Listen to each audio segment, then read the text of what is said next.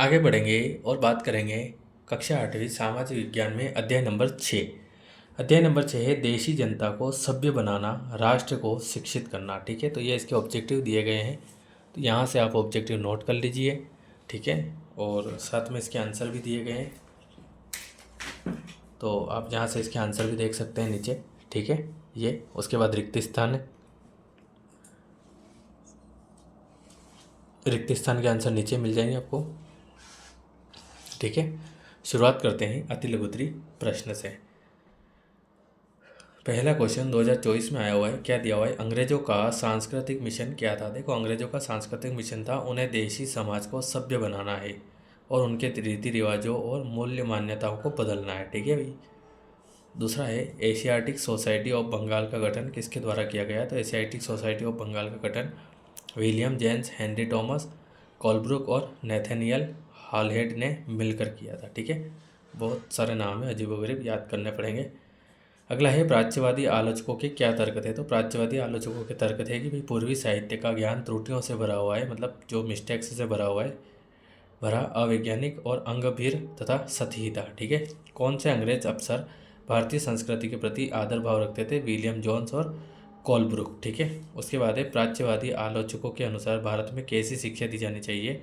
तो प्राच्यवादी आलोचकों के अनुसार भारत में उपयोगी और व्यवहारिक चीज़ों का ज्ञान दिया जाना चाहिए तथा पश्चिम की वैज्ञानिक तकनीकी सफलताओं का ज्ञान भी दिया जाना चाहिए। बिल्कुल राइट है। एक और क्वेश्चन है, जेम्स मिल की राय में देशी जनता का दिल किस प्रकार जीता जा सकता है? तो जेम्स मिल की राय में देशी जनता का दिल जीतने के लिए हिंदू और मुसलमानों को वही पढ़ाया जाना चाहिए जिससे वे पहले ही परिचित हैं और जिसे वे आदर और महत्व देते हैं। ठीक है, अच्छी बात है। अगला क्वेश्चन है, सृजनात्मक शिक्षा को केवल प्राकृतिक परिवेश में ही प्रोत्साहित किया जा सकता है? अभी हाल ही में 2024 में आया था, यह किसने कहा था? तो यह रविन्द्रनाथ टैगोर ने कहा था। ठीक है, इंपॉर्टेंट है, कर लीजिएगा। उसके बाद बात करते हैं लघुत्तरी की। वर्नाकुलर से क्या आशय है? इंपॉर्टेंट क्वेश्चन है, इस साल आ सकता है। देखो, वर्नाकुलर शब्द आमतौर पर मानक भाषा से अलग किसी स्थानीय भाषा या बोली के लिए प्रयोग किया जाता है। ठीक है, तो आगे और दिया हुआ है इसको कि भारत जैसे, ठीक है, क्या बताया, भारत जैसे औपनिवेशिक देशों में अंग्रेज रोज़मर्रा इस्तेमाल की गई स्थानीय भाषाओं, साम्राज्यवादी शासकों की भाषा अंग्रेजी के बीच फर्क को चिन्हित करने के लिए इस शब्द का इस्तेमाल करते थे। तो आप तो यहीं तक कर लीजिएगा, बहुत है, क्योंकि हमसे ये पूछा है भाई कि क्या आशय है, तो बस यही आशय है, ज़्यादा डिटेल में मत जाइए, होना भी नहीं है। ठीक है, बिकॉज थोड़ा सा अजीबोगरीब वर्ड आ रहे हैं, साम्राज्यवादी है, रोज़मर्रा है। ठीक है, वही फर्क चिन्हित करने के लिए है ना। एक और क्वेश्चन है, अंग्रेजी भाषा सिखाने की ज़रूरत पर मैकाले ने जोर क्यों दिया? इंपॉर्टेंट क्वेश्चन है। अंग्रेजी भाषा सिखाने की ज़रूरत पर मैकाले ने इसलिए जोर दिया क्योंकि उनका मानना था कि भाई अंग्रेजी के ज्ञान से भारतीयों को दुनिया की श्रेष्ठतम साहित्यिक कृतियों को पढ़ने का मौका मिलेगा। देखो, कृतियों की जगह आप रचनाओं को ऐसा लिख सकते हैं कि भाई रचनाओं को, है ना, पढ़ने का मौका मिलेगा। अंग्रेजी पढ़ाना लोगों को सभ्य बनाना, उनकी रुचियाँ, मूल्यों और संस्कृति को बदलने का रास्ता हो सकता है। ठीक है, क्वेश्चन नंबर 3 है, चार्ल्स वुड में क्या संदेश था? चार्ल्स वुड के वुड डिस्पैच है ना, वुड डिस्पैच में भारत में लागू की जाने वाली शिक्षा नीति की रूपरेखा को दोहराया गया। इस दस्तावेज में यूरोपीय शिक्षा का आर्थिक लाभ बताया गया। व्यापार और वाणिज्य में विस्तार होगा, देश के संसाधनों विकास में मदद मिलेगी, भारतीयों की रुचि और आकांक्षाओं में भी बदलाव आएगा। ठीक है, साथ ही यूरोपीय शिक्षा से भारतीयों का नैतिक उत्थान भी होगा। तो बहुत बड़ा लिखा हुआ है, तो आप तो क्या करेंगे कि भी यहीं तक कर लीजिए। ठीक है, विकास मिलेगी। ठीक है, क्योंकि बहुत डिटेल में नहीं जाना है, वैसे तो आप करेंगे 2 3 4 पेज भरा जाएंगे, और भी बड़े बड़े मिल जाएंगे, लेकिन ठीक है, जितना पूछा उतना आंसर लिख दीजिए। अधिकांश भारतीयों के पश्चिमी शिक्षा के विषय में क्या विचार थे? तो 19वीं सदी के आरंभ से ही अंग्रेज अफसरों के साथ साथ भारत के विभिन्न भागों में बहुत से विचारक शिक्षा के आवश्यकता पर जोर देने लगे थे। ठीक है, यूरोप में यहाँ से लिखेंगे आरंभ से ही। ठीक है, क्या करना है आपको, यहीं तक लेना है, कहाँ तक, ये यहीं तक। ठीक है, उसके बाद सीधे यहाँ से स्टार्ट कर दीजिए आप। क्या, यूरोप में आ रहे परिवर्तनों से प्रभावित होकर कुछ भारतीयों ने पश्चिमी शिक्षा को आधुनिकीकरण का रास्ता बताया। उन्होंने अंग्रेजों से आह्वान किया कि वे नए स्कूल, कॉलेज और विश्वविद्यालय खोलें तथा शिक्षा पर अधिक धन खर्च करें। ठीक है, उसके बाद एक क्वेश्चन और आता है आपके अगला, बच्चे के रूप में रविंद्रनाथ टैगोर विद्यालय के विषय में क्या सोचते थे? मोस्ट इंपॉर्टेंट क्वेश्चन है, इस साल आ सकता है। देखो, टैगोर के बचपन में उनका स्कूली अनुभव अत्यंत कटु था, है ना, मतलब बहुत दुखी था। वहाँ उनका दम घुटता था, स्कूल का पर्यावरण दमनकारी लगता था। वे स्कूल को जेल मानते थे क्योंकि वहाँ बच्चे मनचाहा कार्य नहीं कर पाते थे। बच्चों द्वारा शिक्षा को सुनने के समय टैगोर का दिमाग कहीं और भटक रहा होता था। ठीक है, तो दम घुटता था। ठीक है, उसके बाद की लाइन आप काट सकते हैं। ठीक है, वे यहाँ से लिख लीजिए, वे स्कूल को जेल मानते थे क्योंकि वहाँ बच्चे, ठीक है, मनचाहा कार्य नहीं कर पाते थे। ठीक है, उसके बाद तो आपको लिखना ही आता। देखो अगला क्वेश्चन है, विलियम जोन्स को भारतीय इतिहास, दर्शन और कानून का अध्ययन क्यों जरूरी दिखाई देता था। विलियम जोन्स एक भाषाविद थे, है ना। विभिन्न भाषाओं के जानकर विलियम जोन्स प्राचीन भारतीय संस्कृति, प्राचीन ग्रंथों के अध्ययन पर जोर देते थे। उन्होंने भारतीय इतिहास, दर्शन और कानून के अध्ययन के लिए कुछ तर्क दिए जो निम्नलिखित है। भारत को समझने के लिए प्राचीन काल में लिखे गए यहाँ के पवित्र और कानूनी ग्रंथों को खोजना और समझना। ठीक है, दूसरा है, हिंदुओं और मुसलमानों के असली विचारों व कानूनों को इन्हीं रचनाओं के जरिए समझा जा सकता है। बस यहीं तक आप लिख लीजिए, बहुत है ये तो। ठीक है, उसके बाद एक क्वेश्चन और आता है, जेम्स मिल और थॉमस मैकाले ऐसा क्यों सोचते थे कि भारत में यूरोपीय शिक्षा अनिवार्य है। तो ये सिर्फ आप पढ़ लीजिएगा, है ना, रीड कर लेना सिर्फ एक बार। ठीक है, इतना इंपॉर्टेंट नहीं है। उसके बाद एक क्वेश्चन हम देखते हैं, शिक्षा के संबंध में अरबिंदो घोष के क्या विचार है। तो देखो ये भी इंपॉर्टेंट है, क्या विचार थे। तो शिक्षा का माध्यम मातृभाषा होना चाहिए ताकि यह अधिक से अधिक लोगों तक पहुंच सके। देखो बहुत अच्छी बात है, जो शिक्षा पढ़ाई जाती है, जो एजुकेशन दी जाती है, उसका जो माध्यम है, मीडियम है, वो मातृभाषा होना चाहिए, है ना। तो मातृभाषा होगी तो बहुत सारे लोग इसको पढ़ेंगे, समझेंगे, है ना।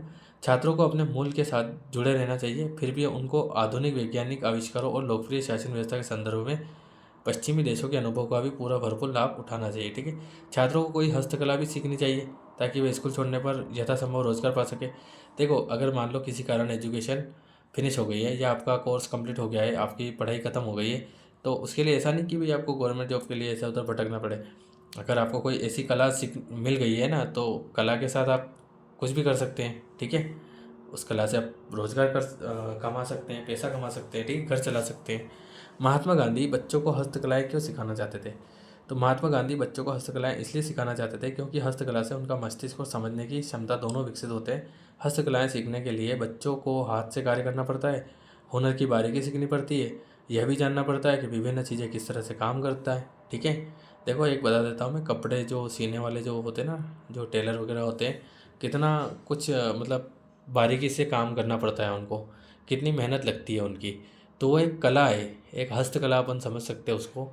ठीक है, तो इसी टाइप की मैं यहाँ पे जो है गांधी जी बात करने की कोशिश कर रहे हैं, मतलब कोई भी कला होनी चाहिए, कुछ हुनर होना चाहिए। ठीक है, मैं भी आपको बताना चाहूँगा भाई आपके पास कम से कम एक हुनर तो एजुकेशन के अलावा होना चाहिए, अच्छा वाला, है ना।